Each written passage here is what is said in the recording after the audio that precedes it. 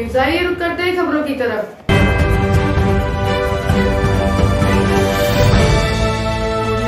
फिरोजाबाद, केंद्रीय राज्य मंत्री एसपी सिंह बघेल का बयान। फिरोजाबाद में भारतीय जनता पार्टी के विधायक मनीष के बेटे के रिसेप्शन कार्यक्रम में पहुंचे एसपी सिंह बघेल, जहां उन्होंने मीडिया से बात करते हुए कहा, महाकुंभ में गंगा में गंदगी, दिल्ली में बीजेपी की सरकार, महाकुंभ में अखिलेश यादव के आरोप, अमेरिका से भारत लाए गए भारतीयों की वीडियो पर बात की।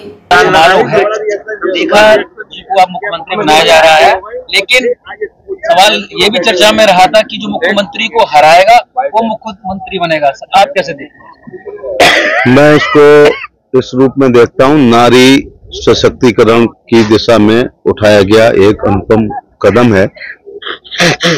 नारी शक्ति बंधन अधिनियम नरेंद्र मोदी जी के पार्लियामेंट में पास किया।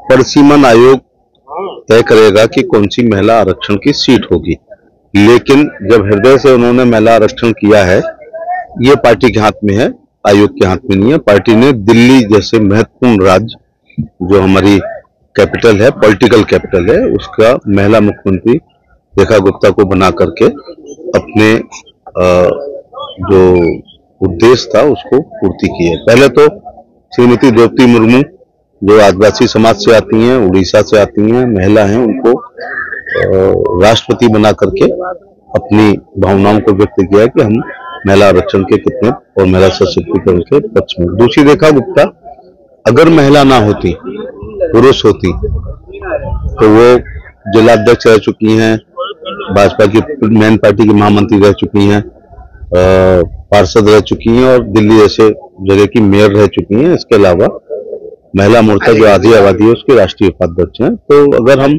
उनको महिला पुरुष का विभेद ना देखें तो भी उनमें वो सारी योग्यताएं जो किसी पुरुष में होती हैं।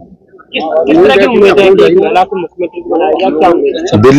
दिल्ली के डीएनओ को वो बहुत अच्छी तरह जानती हैं, क्योंकि एक बूथ अध्यक्ष से लेकर यहाँ तक आई हैं, तो दिल्ली राज्य को वो जानती हैं। और दूसरी बात, 27 साल के संघर्ष से निकल के आई हैं। दूसरी बात यह है कि उनके कंधों पर एक बड़ी जिम्मेदारी है। जो उन लोगों ने ये कहा था कि एक्चुअली जब कोई नया आदमी कहीं भी जाता है तो सबको बेईमान बताता है। केजरीवाल जी, क्योंकि ये लोग पॉलिटिकल नहीं थे, उसके पहले सभी पार्टी दिल्ली में राज कर चुकी थी, तो उन्होंने कहा कि ये सब बेईमान होते हैं, हम लोग ईमानदार रहेंगे, लोकपाल लाएंगे, बैगन आर में चलेंगे, और छोटे से घर में रहेंगे, कुर्ता पजामा भी नहीं पहनेंगे, मफलर बांधेंगे, खांसेंगे, आम आदमी की तरह अपने को व्यक्त करेंगे। लेकिन वो हिंदुस्तान की धरती पर महाबेईमान निकले और उसी की सजा उनको मिली है।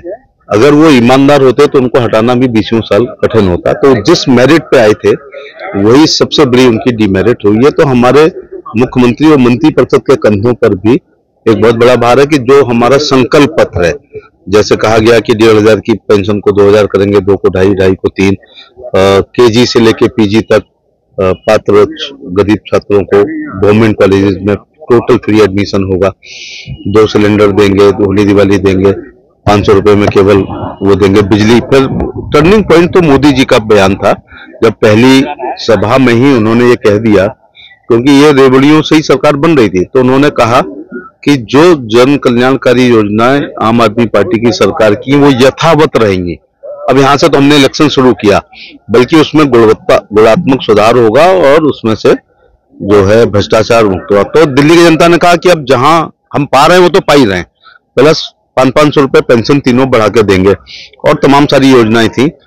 एक सबसे बड़ी बात है जो मैंने अपने प्रचार में वो कहा कि आप भाजपा ही हैं दिल्ली की जनता, क्योंकि 14 में लोकसभा के चुनाव में 7 जिता दिए, विधानसभा में आपकी सरकार आपकी बना दी, फिर 19 में हमारे 7 जिताए, फिर उनकी सरकार बनाई, फिर 24 में हमारे 7 जीते। इसका मतलब भाजपा ही है वहां की जनता। लेकिन कुछ कल्याणकारी योजनाओं की वजह से वो लोअर मिडिल क्लास उनको वोट देता था, तो हमने वहां से शुरू किया जहां से उन्होंने योजनाएं देना शुरू की थी। दूसरी, तू मैं की राजनीति बंद करो, आरोप प्रत्यारोप की बात करो, बंद करो। और अब ये भाजपा को, जैसे अभी भी 3 बार एमपी बनाए हैं, अगर सरकार बना देंगे फिर हमारे किसी पदाधिकारी पर किसी पे लांछन लगाने का कोई अवसर नहीं मिलेगा। फिर देखें भाषण में मंडल अध्यक्ष क्या कहता है, किसकी कोर्ट में हम बॉल फेंकेंगे। स्नान युग नहीं है, बेहद विषैला पानी बह रहा है, क्या सरकार की कमी है? नहीं, ऐसा ऐसा इसलिए मैं सरकार की कमी नहीं मानूंगा, बहुत क्यूसेक पानी भेजा जा रहा है और गंगा यमुना में अभी पानी है। लेकिन मैं जहां मनीष सिसोदिया जी के यहाँ शादी में आया हूं ना, अभी इनके हाथ पांव फूलने शुरू हो जाएंगे कि कहीं टाइम पे तंदूर तो बैठ ना जाए, अचानक 9 बजे पीक पे हजारों लोग आ जाएंगे। तो जहां पर 53 करोड़ लोग आ रहे हों तो स्वाभाविक बात है कि छोटी मोटी लैप्स वहां पर होने की संभावना है। 100 लोगों की बारात हमें महीनों से हेडेक देती है। सर, अखिलेश यादव को बार बार सरकार पर कुंभ में रुपए आपद धनराशि खर्च न करने का आरोप लगा रहे हैं कि कह रहे हैं कि सब गोलमाल है।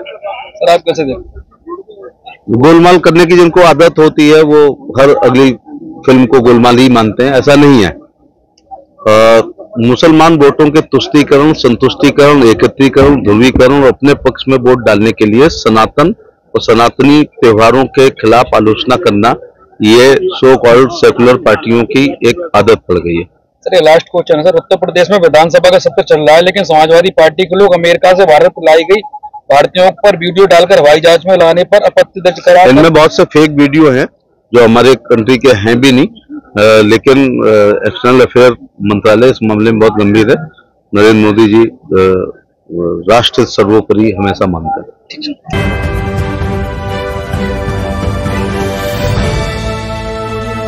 आज के लिए खबरों में बस इतना ही। कल फिर होगी आपसे मुलाकात। नमस्कार।